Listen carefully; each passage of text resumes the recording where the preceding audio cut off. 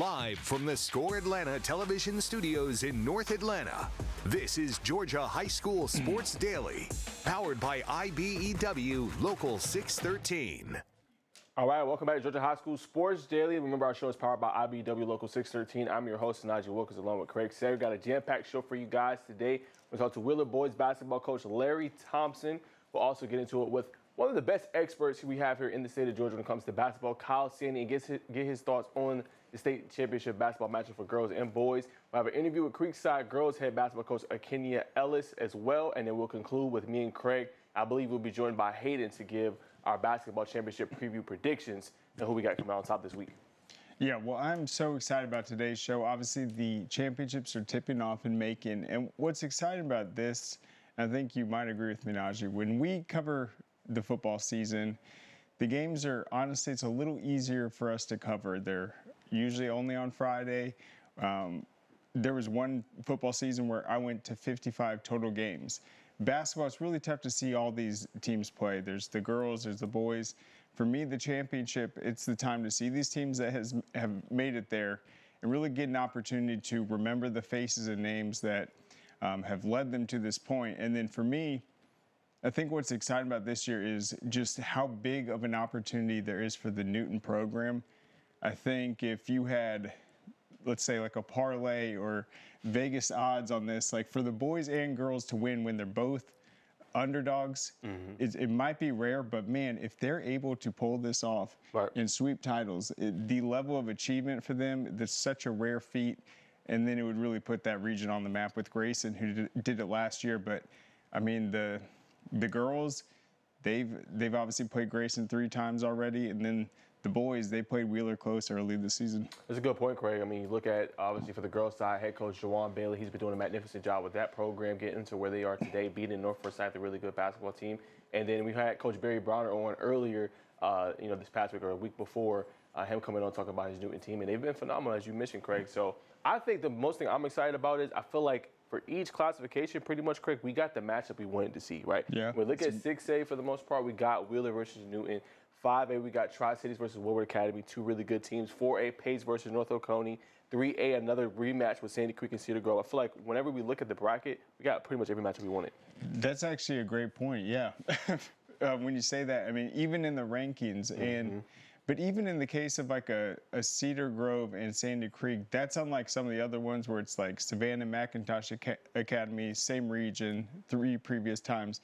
This is like a different rivalry, but still that kind of number 1 versus number 2 feel. And it's especially interesting considering at the beginning of the playoffs, a lot of people looked at the brackets and felt like maybe the best matchups could have been in the quarters of the Elite 8. But then when you look at the results and how dominant some of those teams were, and then some of the upsets, I feel like it did kind of play itself out well.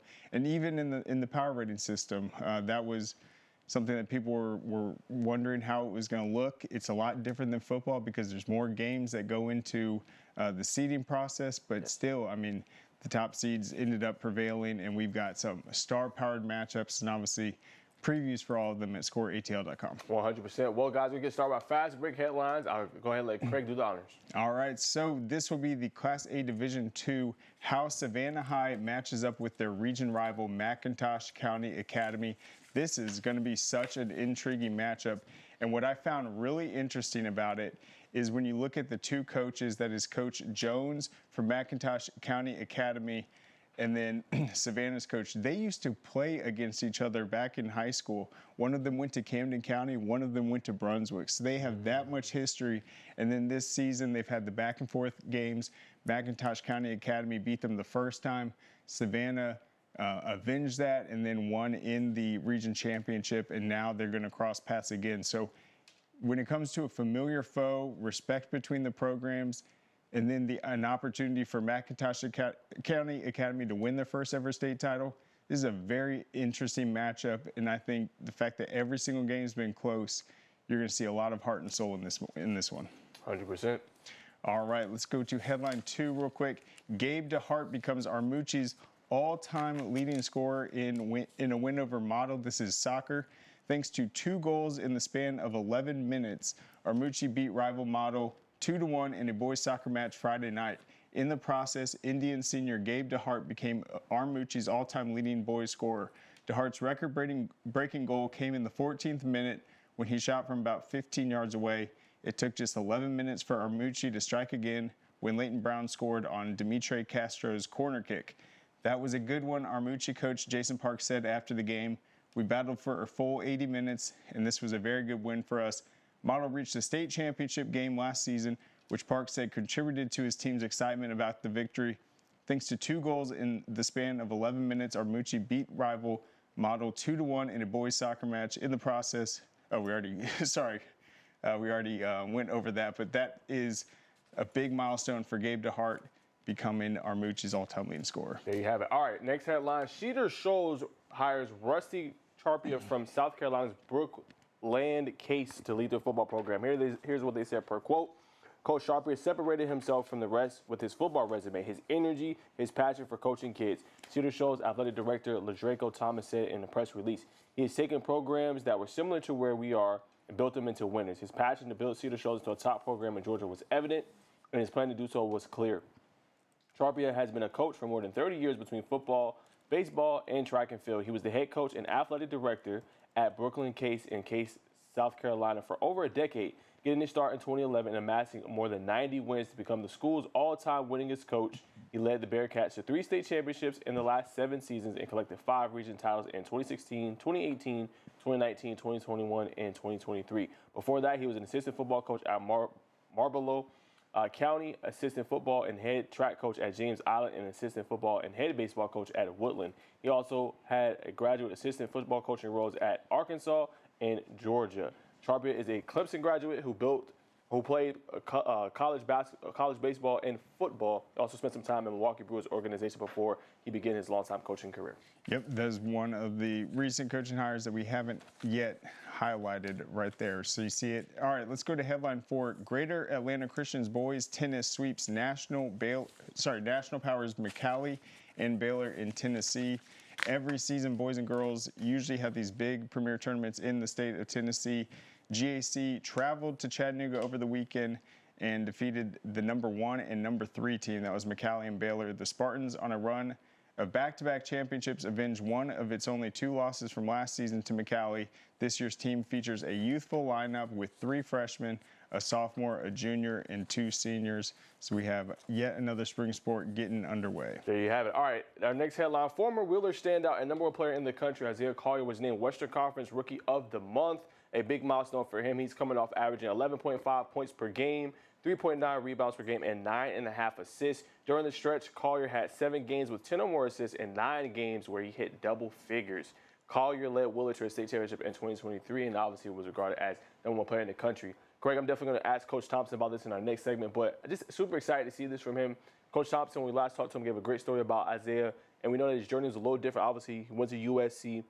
We know he had a pretty decent season, but fell really deeply in the draft, but now starting to see him kind of figure it out and get it, and he's only still a rookie with so much potential. Yeah, I think you said it right. His decision to go to USC, could have gone anywhere, went out there just the 1 year, kind of went off the radar a little bit just in terms of the big names. It's not the biggest powerhouse basketball program, but what was so impressive about watching him at Wheeler was just the standard of play every single game. You rarely saw him make a mistake at all.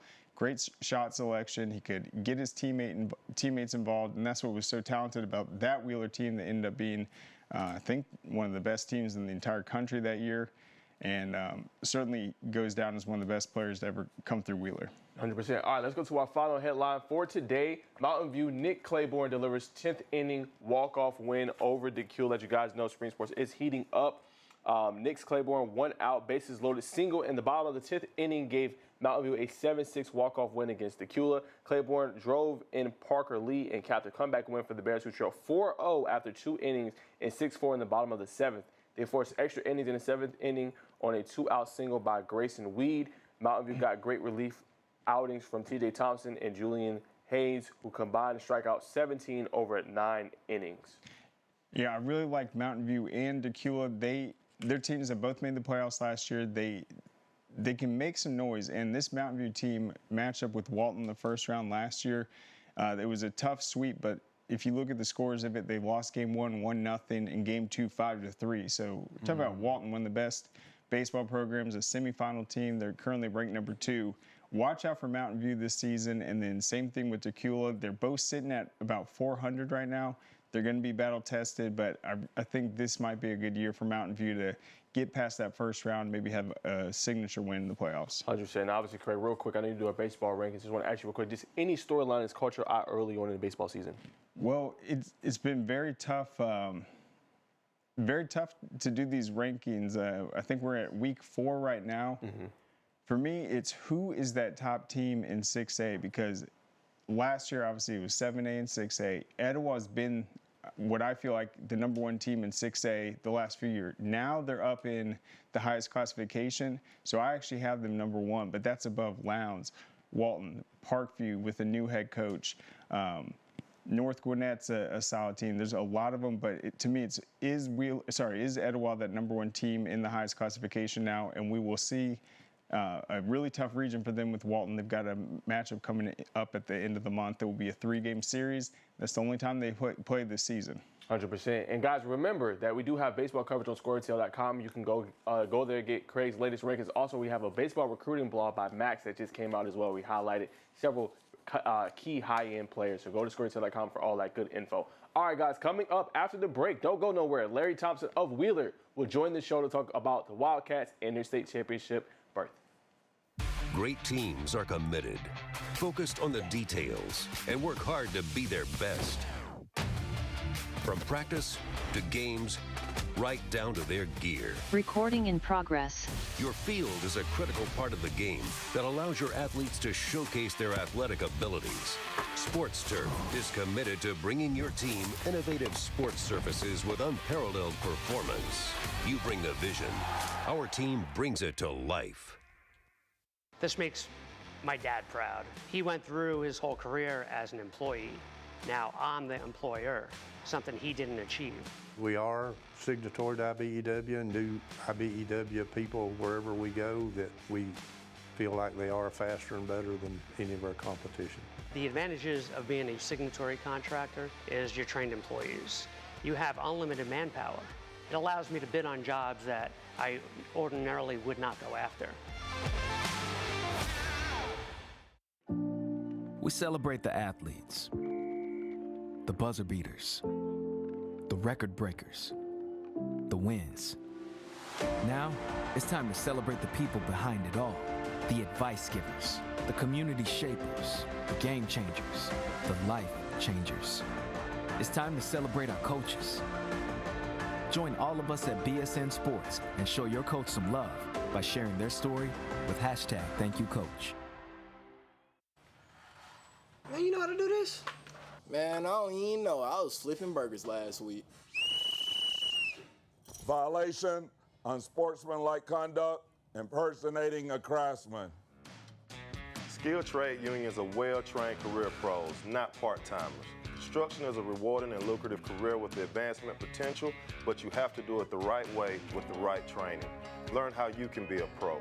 Find your career at GeorgiaConstructionCareers.com. Georgia High School Sports Daily is brought to you by the International Brotherhood of Electrical Workers, Local 613. Electrify your career. All right, welcome back to Georgia High School Sports Daily. Without further ado, I believe we have Coach Thompson on and ready to go, so let's go ahead and bring him on. What's going on, Coach? Good, man. How y'all doing? Doing good. Appreciate you coming on, Coach. Not a problem. Appreciate you for having me. Yes, sir. So, Coach, we talked to you probably about a month or so ago or a few weeks ago about your team. And you guys obviously, Cole, I want to ask you about just on your Instagram, or it might have been you guys' X page, but you said it's not really upset when you guys went in there and you beat Grayson. And we know how phenomenal and how deep you guys are. But just walk me through that game, Coach, just you guys' ability to be able to win and get to this stage. Yeah. Playing those guys early in the year gave my guys a ton of confidence. We were prepared. It was one of those games that when it come down to it that late in the year for a Final Four, you got to play somebody. Most teams are going to be pretty good at in this juncture of the season. So it really didn't matter whom it was. We just wanted to go out and play our best brand of basketball, and that was, competing and defending. I think that third quarter we really tightened up the screws defensively, and we were a group that was all about guarding and being blue collar. So in this juncture of the year, that's what kind of win basketball games. Offense sells tickets and defense win championships. So that's our mindset going into the game on Saturday.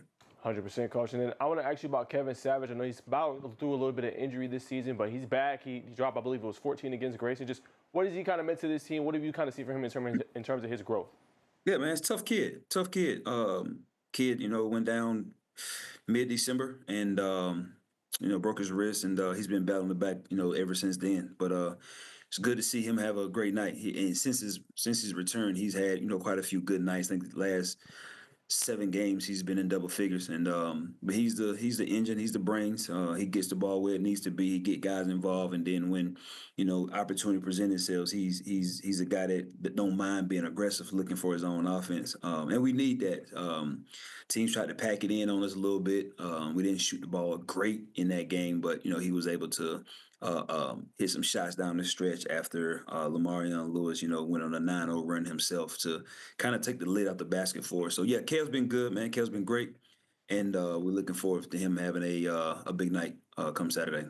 And then, Coach, you hit a big milestone this past week as well. You hit your 250th win. Just kind of what does that mean to you? I mean, you coach so many great players. We'll actually about more of them a little bit later, but just being able to go through this program and have it where Wheeler is. Wheeler is a powerhouse program here in the state of Georgia. I mean, you just said it. Blessed and, have an opportunity to coach some really, really phenomenal young men. And while the wins go on my belt, I mean, those are the guys that, do it every single night and every single day.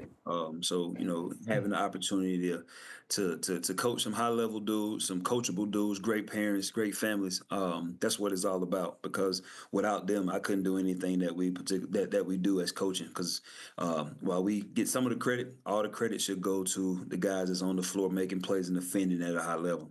And then, Coach Thompson, we had North Akennia on the show yesterday. Coach Rasmussen was talking about how his team is going to go to UGA for a practice and shoot around before going to Macon. You guys are obviously familiar with playing in Macon, but what's your schedule like going this week just to prepare for that game and that new atmosphere?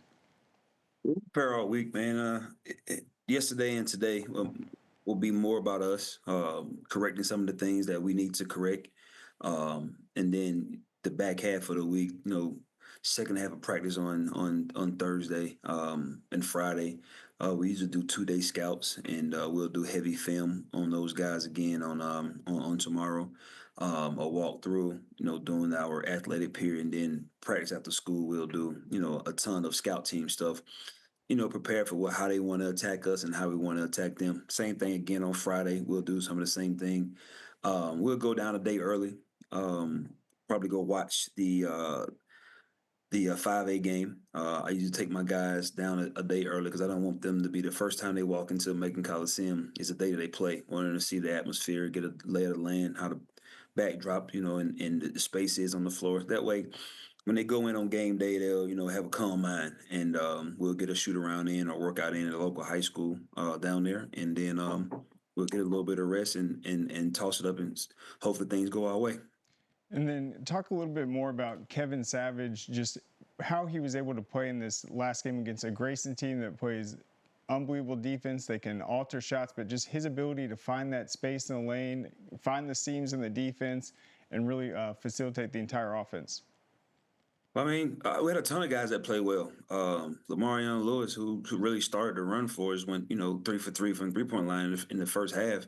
That really catapulted how we wanted to play. And then second half, Kev, was really, really aggressive getting downhill, playing out of middle ball screens, and just putting a ton of pressure on the rim, making a play for himself and for others. It's basically what he's been doing all year, nothing different.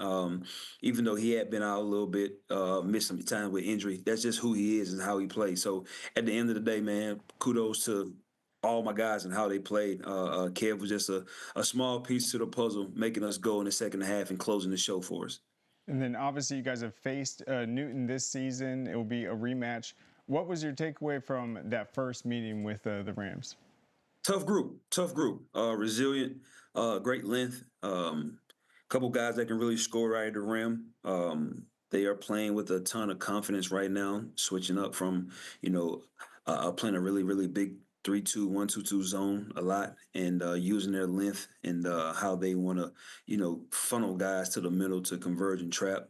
Offensively, they are playing with great pace. They are slowing the game down to the pace that they want to play at, because they have a guy, David Neal, who can really score, around the rim, and really, really good PG and Marcus Smith, who get downhill and make plays with the best of them. So we have our work cut out for them. That game we played in early January means absolutely nothing. We're both two different teams right now. We both, had some trials, had some things go right, had some things go wrong. We both played a rigorous schedule after we played each other, and then went into a region and state tournament where, we've been fortunate enough to survive a few games. So they'll be ready. They're battle tested. Coach B is, good ball coach over there. So it'll be an exciting matchup, man. And that first meeting, while, it gives you a little bit of reassuring that you can play with or against that group, that game actually means absolutely nothing when in the grand scheme of things, because both teams are totally different, because we played so early in January.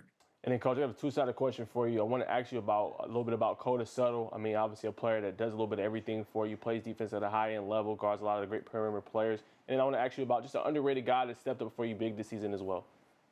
Yeah, you hit the nail on the head. Blue collar dude, super super tough. One of the best on ball defenders I feel in the state. Probably the most fiercest competitor in the state as well. Kid brings his hard head every day. Plays through all injuries, all nicks, all bruises. I mean, it's hard to get him off the floor. He's shooting the ball a whole lot better. He's one of the better down here attackers in transition when he's trying to make play for himself and others. He's been a dude that you can really rely on. He's a 3-year guy. He was on the team when we made a run in Isaiah Collier's senior year, and he's on the team that won a championship. So he was in those practices and in those meetings, and actually played a little bit in the state championship game. So he have a little bit of experience, and we can lean on him because his shoulders is big, and he is a person that is going to accept the challenge no matter what the stakes may be. And then I want to ask you about a Willard alum. I'm sure you've heard about it, Coach, but you gave us such a great story last time we talked to you, and that was about Isaiah Collier. And you said, hey, I was still in contact with him, still talking to him, but you was like, this is the first time he's really faced that adversity, Coach. So for you seeing him be able to win Western Conference Rookie of the Month, what does that just mean to you to see his hard work and him battling through that adversity is really playing off? Well, I mean, just the work. It is what it is. I mean, the kid have took every opportunity, every situation, and he just gotten better. He is a gym rat. He's a kid that wants to be good. So most of the people around here knew it was a matter of time before he have some of the success that he is having right now.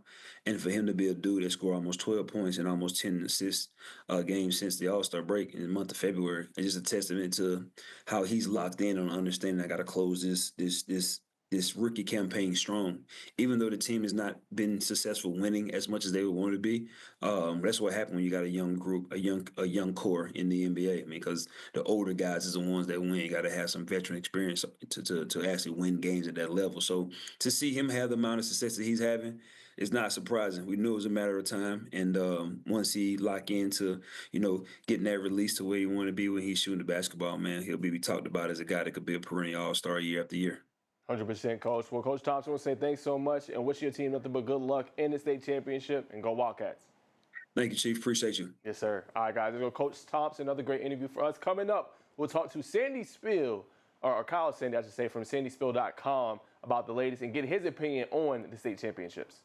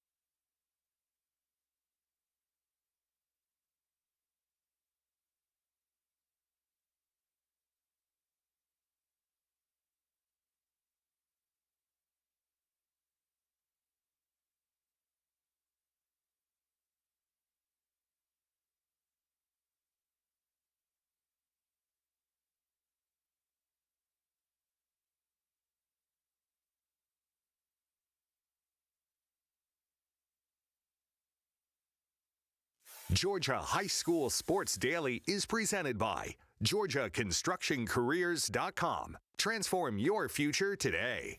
And by Smart Local 85. Sheet metal is a smart move. All right, welcome back to Georgia High School Sports Daily. So we're not going to waste any more time. We're going to bring on Kyle Sandy of SandySpill.com and get the latest. Nice bow tie, brother. Oh, thank you, guys. It's so great to hear from you. Yes, sir. You too, man. So real quick, we're going to dive into these brackets, but just want you to describe, I know you drove down there. What's just the atmosphere so far? I know games are about to start here soon, Kyle. Describe the atmosphere in Macon. Starting to pour in, like you said, fans are getting here. You can feel the electricity in the air. This time of year in Macon, it's always super exciting.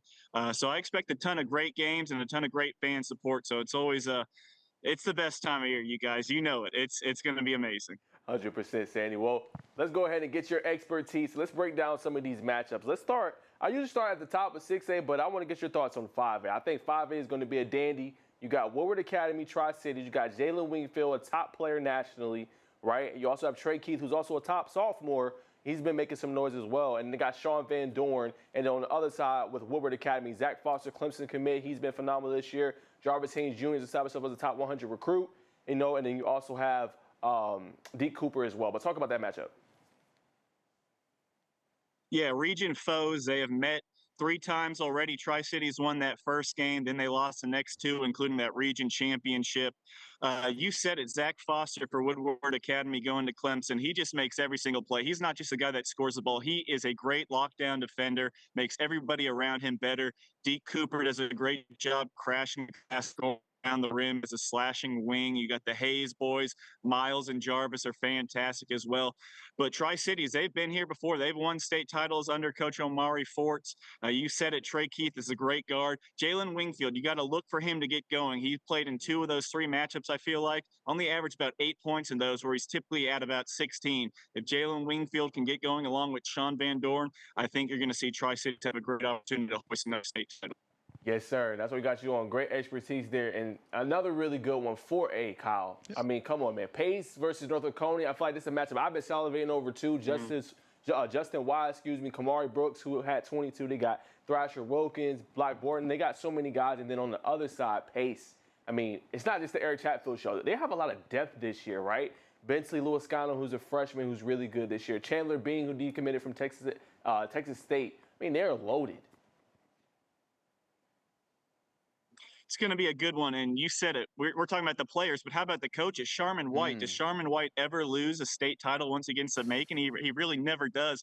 But Rick Raz, the great Rick Rasmussen, won that state title last year with North Oconee. Not many people were picking them to beat Holy Innocents last year, but Kamari Brooks, he's a star on the football field. He's looking for his 3rd state title after he won basketball, then football this year, trying to do it again. He's a great defender. That matchup between him and Chandler Bing is going to be exceptional.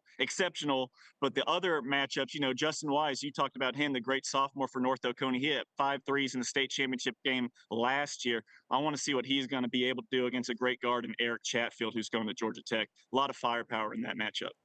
And Kyle, I have a question about these lower classifications. This was the first year that they did the power ratings.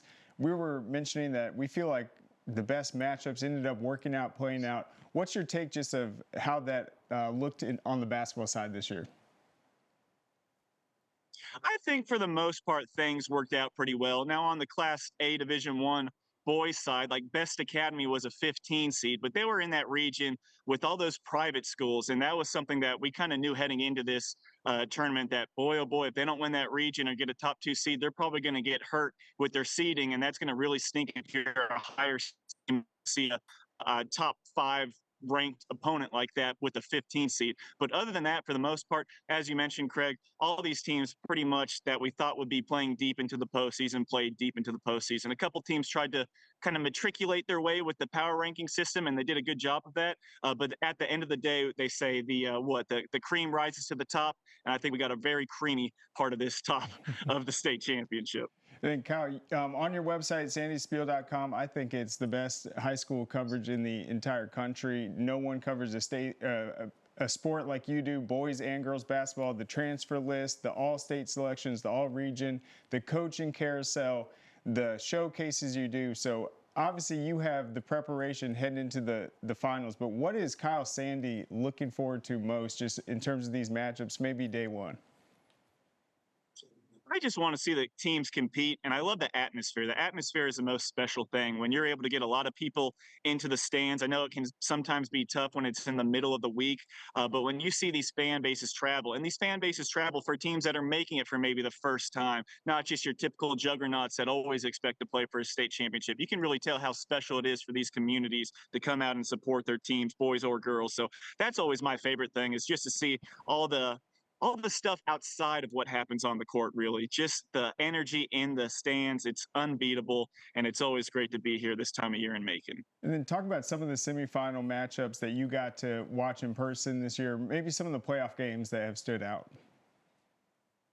I think that Creekside versus Marist girls game, I wasn't able to be there in person, but thank goodness for the NFHS network, seeing Ciendia Dennis, what she was able to do to knock off Kate Harpering and company, that was a great game, checking that one out. And even the fact that Dennis fouled out with almost 4 minutes left, and Creekside was still able to get over the hump. That was intense. And then another one in 4A, that girls game between Maynard Jackson and North Oconee going into triple overtime. And then North Oconee, fouling late at the end and then putting Maynard Jackson and Aaliyah Weaver on the foul line to sink those 2 free throws to win it. That was a marathon of a game, a great matchup. And that's all you can ask for this time of year, is to have competitive games, go down to the wire, make some memories. And we've been able to see that in the Final Four round, and hopefully here in Macon as well in the state championships. All right, Kyle, I do want to ask you about 5A on the girls' side, since you kind of talked about the girls. I mean, Hughes River Ridge, it's a heck of a matchup. I mean, River Ridge is loaded. I mean, they have a great coach in Coach Jason Taylor, but when you look at their team, right, Kyla Canty, Finley Parker, Sophia Pearl, Michaela Robertson, every year it just seems like they were so well-rounded. And then Langston Hughes having a phenomenal year, obviously led by Jocelyn Faison. They've been great. What's your thoughts on this matchup? I don't know if many people know, but River Ridge and Langston Hughes have scrimmaged the past 2 years. They scrimmaged this year. They scrimmaged last year. Now, you don't see that on Max Preps, but Langston Hughes has been defeated by River Ridge twice, and River Ridge was up pretty big at halftime of the scrimmage this year. But of course, that means nothing this time of year. But these are the two teams that have pretty much been number 1 and number 2 in a lot of people's state rankings all season long. It's no surprise to see these teams meeting up here in Macon, but it's going to come down to the firepower of River Ridge. If they're knocking down those outside shots, they're a great three-point shooting team. They hit a barrage of threes on Milton to start that Final Four matchup and never look back. If they're hitting their shots and then they're able to get out and transition, they are just so hard to slow down, because they have 5 girls every single night. 5 players are scoring in double figures. So it's going to be a big ask for Langston Hughes to slow them down. But Jocelyn Faison, she's a great player. They have some other really good guards, Savannah Robinson Holmes, who's going to Georgia State. Players like that, they're going to have to really elevate their play, but it's going to have to start on the defensive side of the ball. Final question for you, Kyle. I want to ask you just about the 3A matchup. These teams have met so much, right? Sandy Creek and Cedar Grove. I mean, you got another good one. Sandy Creek has had 8 consecutive 25-win seasons, and Cedar Grove, I think it has one of the more talented rosters maybe in the state that nobody talks about, right? When you look at Yusuf Boyer, Keith Gillespie, Manny Green, and Javante Floyd. What's your thoughts on this matchup? You're 100% right, Najee. Cedar Grove has one of the best starting 5s in the state of Georgia. You got DT Stringfield, too, is a really good forward that fills up the stat sheet. But it's going to really come down to who wants it more. Sandy Creek has really hit their stride going late into another state championship run, trying to win another title under Coach John Michael Nickerson. He's done a terrific job. And maybe when you pair these two teams up, the 5 stars, the 4 stars, maybe those big-time D1 college prospects more lean towards the Cedar Grove side of the roster. But that does not matter this time of year. Sandy Creek is super well coached. They can shoot the 3. I believe they hit 12 threes in that first-round matchup against Monroe area. And when you're knocking down shots like that and you play tough defense, you can beat anyone. So I expect that game to go down to the wire. I think Cedar Grove's going to have to play really, really well to knock off a very well-coached Sandy Creek team that they know very, very well because they were in the same region the past 2 years. 100%. Well, guys, it's great. Kyle, Sandy, I want to say thanks so much. Again, make sure you guys go subscribe to his site, one of the best basketball coverage sites we have in the country, in my humble opinion. Sandy, we want to say thanks so much for coming on and sharing your expertise with us. Thank you, guys. Enjoy it this week. Yes, sir. All right, guys, there goes Kyle. Coming up after the break, we'll talk to Creekside girls basketball coach Akennia Ellis, so don't go anywhere. We celebrate the athletes. He was excited. The buzzer beaters. The record breakers. The wins. Now, it's time to celebrate the people behind it all. The advice givers. The community shapers. The game changers. The life changers. It's time to celebrate our coaches. Join all of us at BSN Sports and show your coach some love by sharing their story with #ThankYouCoach. Dang, where you get this car? You need to join the union. The union? Absolutely. You can get 10 of these.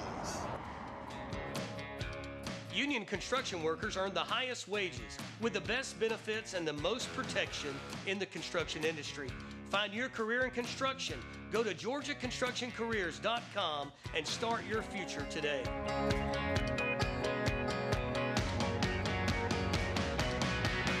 A journeyman with Local 85, when you turn out, you can be hitting 6 figures. Hey, I have your back, you have my back. We're gonna do this together. We're one for all for one. College just wasn't for me.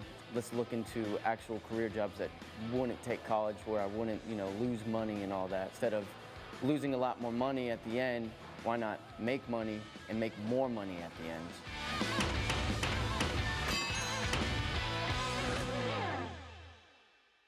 What happens after you graduate? Will you go to the next level? Will people have your back in the heat of the battle? Will you still train like a champion in pursuit of greatness?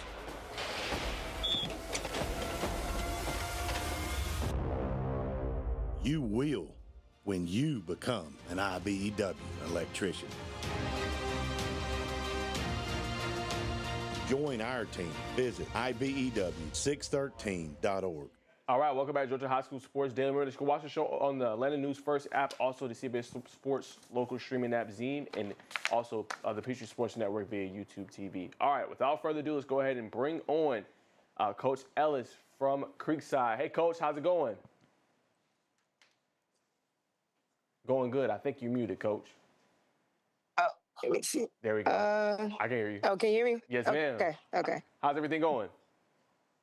Pretty good. It's going pretty good. Yes, ma'am. So, Yeah. Coach, I want to ask you, I mean, you have a phenomenal group. We're going to obviously ask you about some of your stars, but talk about go through the offseason with me, Coach, a little bit. Walk me through kind of how you were able to shape this program. You guys always been knocking on the door, but this year just feels like a special season for you guys. Yeah, off-season, I would say the girls spent a lot of time training and really buying into what's needed to get us past the Sweet 16 from an individual standpoint. We spent a lot of time having tough conversations with some of them on, things as a teenager you don't want to hear, especially when you've been deemed a good player for so long, basically from middle school all the way up through now. But what I will say is each individual girl has taken these things to heart, and they've accepted a lot of the feedback. And this summer, this off season really was just a lot of work. They just put in a lot of work in the weight room, with their trainers, with us. So I think that's been the difference maker here, because the more you work, the more confident you are. And we've had a lot of confidence this year. Our confidence has heightened a lot. Speaking of confidence, Coach, obviously, Senior Dennis had a big-time game against Marist, but she ends up fouling out. I believe it was like 4 minutes left in the game. So what was your message and your confidence level just in your team after one of your best players fouls out, but you guys continue to make plays down the stretch?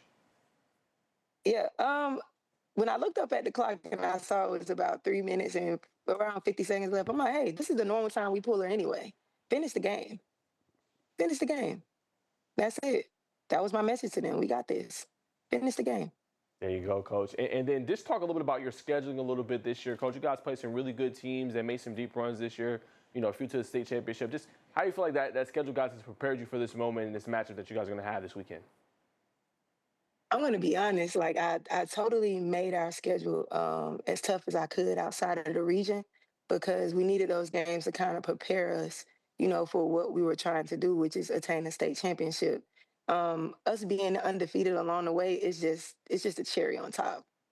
It's just a cherry on top, but 100%. And then last question before I throw it to Craig, I just want to ask you about just the Creekside community. We know you guys are always great in football and always great in track and field and your other sports, but this basketball team is special too. Just talk about the community and just so many guys behind you.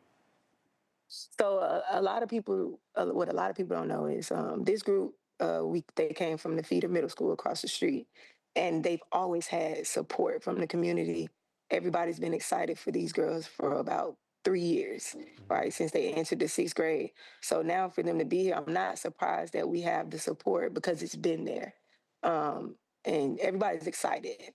Everybody's excited. I'm excited. They're excited. Faculty, staffs, they come out to the girls' games and they stay and they support. Some of them they take off early or get here as soon as they can. Like even during warm-ups, we're starting to have crowds when the team is still warming up. So that's just a true testament to how special these girls are. And then, Coach, you were talking about how individually you felt like each girl was able to kind of expand their game before this season, but talk about some of the growth you've seen throughout this season, just from where you guys started, game one to, I mean, this incredible playoff run, just how the team has come together. I really think so. You know, we still had some not freshman jitters, but we still lacked a little bit of discipline. But I think the turning point for us was when we went to DC and we were able to see teams from other states and you know how they come together and how they really have like leaders on the floor and just showing a lot of film and pointing out things that could be better and then going in and working on that in practice. That has really like changed the game for us on the floor. But outside of the basketball itself, we've had a lot of senior improvement with their leadership, especially in Scott Cleveland. I know when she came here initially her junior year, man, it was tough, like getting her to lock in and understand, like, hey, we're preparing you for the next level, and at the next level, you got to be a leader. You know, you're responsible for you, but you're also going to be responsible this year. We're going to make sure you're responsible for you, but also for your peers and establish some order and getting some respect.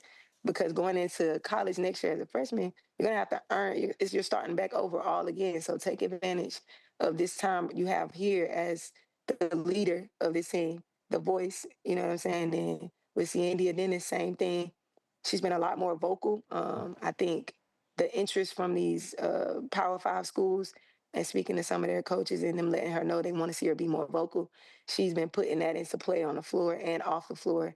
And I don't know if you guys saw, but in that Final Four game, she also let the team know, hey, we got this. We're good. And so that has been big for us as well. The girls are really like meshing. It seems like at the perfect time. And the message to them was just, we got to do it now. We have everybody. We got to do it now. Yep. And Coach, talk about just the preparation this week. You guys have a couple days before Friday's matchup. What's the team kind of schedule looking like, just knowing that this big game's on the horizon? So we really prioritize rest, which is why we're able to still put up the numbers that we have been putting up this late in the season compared to other teams. We did practice 2 days this week. We actually just finished practice. We'll have a shoot around in the morning, but I think prioritizing rest has been of success for us, and not just we have a he used to play football here, but he helps out with training and nutrition with the team. And his biggest thing is 100% healthy, 80% in shape. And so far, it's been working. It's been working for us. Then, Coach, in that semifinal matchup against Marist, they do a good job defensively of limiting teams to, I mean, rarely do teams even put up 40 points, it seems like. How did they try to kind of maybe change the pace you guys play with, and how were you guys able to stay on attack mode? So, we set goals each quarter. We set a goal like, hey, we're going to limit them to this. We're going to limit ourselves to this amount of turnovers. We're only offering up these amount of rebounds, right? We've been really pushing home, limiting teams to one attempt, no more than two if they're a really good team. But one attempt has really been helping with keeping the numbers low, because nowadays most teams don't hit on the first attempt. So that's really been the driving force for us. And then just on the offensive end, man, we just get scored in basketball. Like, we have a bunch of girls that know how to go and get a bucket or knock down some shots. Everybody's been working on their shooting in the off season, and it's paying off. And then, Coach, I would be remiss if I didn't ask you about your special talent, and that's Ciendia Dennis, obviously. I don't believe 27 rankings have come out yet. I know she is a sophomore, but she is super special. I've heard so many great things about her. I got to come out to the game and see her in person. But you see her every day. Just what separates her maybe from some of the rest that we have here in the country? I don't know about the rest of the country, but what I do know is Cece is like a diamond in the rough, just her personality. I met Cece when she was in the 6th grade. She walked into my math class during that COVID year. And, I just remember she was just different. Like her energy was just different because, yes, she is a superstar in her own right, but she wants to make everybody shine. She wants to see her friends do just as good. And I think that was a big decision for her coming to Creekside. That pretty much made the decision because she knows like what it could mean for her community that she grew up in. She knows what it could mean for her teammates. Every school can't sign her, so maybe if they don't get her, they can at least see what her teammates look like, and maybe they'll show some interest there. And I think that in itself speaks a lot about her character, which I think is going to take her very far. On top of the fact, like I said, she is a superstar in her own right, but she's not selfish. She's not selfish at all.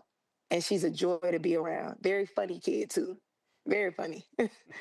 100%, Coach. We'll say thank you so much for coming on. It was a pleasure getting to talk to you and learn more about your Creekside Lady Seminoles. Good luck this weekend against Maynard Jackson, and make sure the girls get some rest.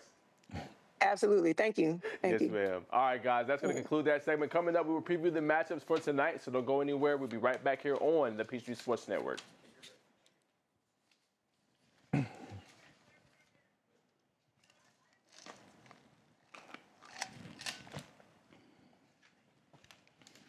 Good over there. Y'all can take it wherever y'all want to go.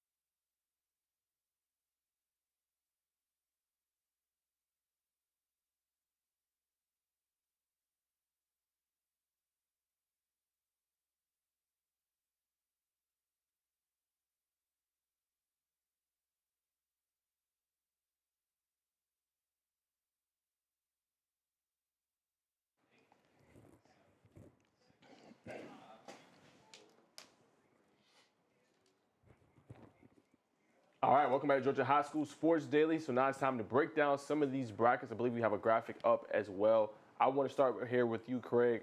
Hebron Christian versus Holy Innocents. Who do you have in that one, Craig? This is very tough. I'm going to go with Hebron. I've had them the whole season, but I think both these teams, when you look at Hebron, they've been dealt with the injuries all season long. Obviously, have continued to win, found ways.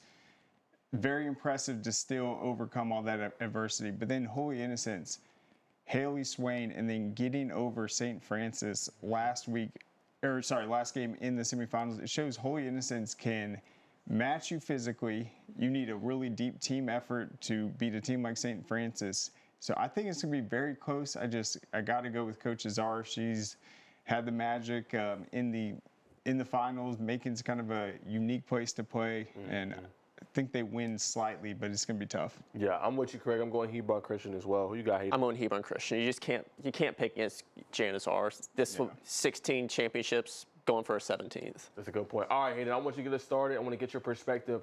Holy Innocents versus North Cobb Christian. Feels like this is the year that Caleb Wilson does it, but just give me your thoughts on this matchup. Who you rolling with? I'm going to go with Holy Innocents. It feels like they are the experienced team. You look at North Cobb Christian, they're really deep. They have 4 scorers scoring over 10 points a game, but they're really young. All 4 of them are sophomores. Like, you look at this team, it's like they're going to be, if they can keep this core together, they're going to be really good for the next 3 or 4 years. But it feels like Holy Innocents is right there, has been here, and is ready for this situation. Yeah, I agree with you. I think, with Caleb Wilson coming back last year, that bitter defeat against, obviously, North Oconee. And I just feel this year they are deeper than they've been in years past. Devin Hutcherson, Kingston Whitty, they can share the basketball. Caleb doesn't have to do everything. I think this is their year. I think really this is their title to lose. So I got Holy Innocents as well. Yeah, and just slightly more battle tested. I mean, their schedule is absolutely brutal. That's a good point, Greg. 100%. All right, let's go to 3A. I'll start this one off. Cherokee Bluff versus Baldwin. I think it should be a phenomenal contest. 2 really good teams. But I'm going to go with Baldwin. I know Cherokee Bluff is on a 7-game winning streak, but I think Baldwin with Cassidy Neal at the helm, what she's been doing this season, she's been great. Leads the team with 16.5 points per game and 3.2 steals per game. And you got Janai Walker. She's been great her whole career. She's won a state championship already with her mom, Kizzy Walker, 15.8 points per game, but she has really ramped it up on the rebounding level with 14.8 per game this year. I mean, Craig, I think she's been phenomenal. Yeah, Baldwin's so physical with Janai Walker, and then they can get out in transition. The one Achilles heel, and I mean, it happens to all teams, but if Cherokee Bluff can be aggressive, they've got great shooters. They obviously have Bristol Kirsch, who hit that game winner. They've got to get Baldwin in foul trouble. That's a good point. And then who you got in that one? I think you have to go with Baldwin. They're the defending state champs. Everything you look at Baldwin, you sit there and go, they're here, they're ready. And it's kind of similar to North Cobb Christian. There's only one senior on this Cherokee Bluff roster. And I think that experience that Baldwin's has being here year after year, I think that they're going to be able to come out on top. 100%. All right, let's go to the final matchup for today, and that's going to be Sandy Creek versus Cedar Grove. We previewed the matchup. I talked a lot about it. But I want to go to you, Craig. Just what's your thoughts on this matchup? Who do you give the edge to? Well, it was already going to be intriguing. I thought what Kyle Sandy said was very intriguing, just how Cedar Grove might have the edge in terms of the recruits with the 4 stars or the 5 stars, but then you have Sandy Creek, who's won before, a 2-time defending state champ. Cedar Grove hasn't won, I think, since 1997. So even though they have more talent, but I'm actually going to pick Cedar Grove in this one, and I really like Keith Gillespie. I think he only had a few points in their last win, but he can go off. He is an unbelievable lights-out shooter. I think this is his moment to knock down some big threes. What about you, Hayden? I think I have to go with Cedar Grove. It's one of those things of Sandy Creek's been here before. They have all this experience, but Cedar Grove's been right there. It's not like some of these other games where you're like, well, they're heading down to Macon for their first time, or this is their first deep playoff run. You look at Cedar Grove. If they weren't in the same region as Sandy Creek, they very well may have made more state appearances over the past decade or so. That's a good point, Hayden. I think it just comes down to kind of what Kyle said, who wants it more, right? These teams are both loaded, great coaching staffs. Obviously, Coach Nickerson's been here, done that, 8 consecutive 25-plus win seasons. And then you look at Cedar Grove, like I said, I think they have one of the best starting 5s here in the state of Georgia. So who's going to win it more? Who's going to come out on top? I think we're going to have a thriller later on today. Yep, totally star-studded. And I think, this is a great 4-game slate to start things off. We get to see the private. Holy Innocents, they'll be in it. They have an opportunity to potentially sweep. It will be tough. And then I'm interested to see Cherokee Bluff. Can they hang with Baldwin? They're coming off a tremendous win over Jenkins last second. But man, Baldwin's a different team. They are very experienced. Baldwin's not far from Macon. I think we're going to see a great turnout also for the fans. 100%. We talked about it earlier in the show, and I want to get your thoughts just real quick as we wrap up, Hayden. Just like me and Craig both agree, just feel like we got pretty much every matchup we could have won as not only as analysts or people that cover the sport, but also as fans. I think we got a really good. The power rankings, I feel like, were a little off at times in some of the stuff, but I feel like, especially the lower classifications, we really got the matchups that we were expecting to get, and when we didn't get them, we got really good teams, and we're going to get really good finals matchups. Yeah, 100%. Well, guys, that's going to conclude today for the show. I appreciate you guys tuning in so much. Make sure you go to scoreatl.com to get all the latest that we're writing and that we're working on as well, and make sure you subscribe there as well. But that's concluded for Georgia High School Sports Daily for today. I'm your host, Nigel Wilkins, along with Craig Sager and Hayden Gilbert. Make sure you guys tune in tomorrow, same place, same time, 12 to 1, right here on the Peachtree Sports Network. Hey, is the power off on this? I don't know. Just take it off. Safety violation, unsafe work conditions. In the construction trades unions, safety is our highest priority, and we train you to recognize and speak out on unsafe working conditions so that everyone arrives and goes home safely. Learn about careers in construction at georgiaconstructioncareers.com. Beginning the morning you opened your eyes, we spent every waking moment preparing you for the day you'd leave our nest. Whether it's driving to practice or helping with homework, it's all prepared you for, what am I going to be when I grow up? Will you be ready? After much thought, I made my decision to take my talents to the IBEW Local 613. The International Brotherhood of Electrical Workers is not simply a job, it's a career. Visit IBEW613.org to begin a new future today. We celebrate the athletes, the buzzer beaters, the record breakers, the wins. Now, it's time to celebrate the people behind it all. The advice givers, the community shapers, the game changers, the life changers. It's time to celebrate our coaches.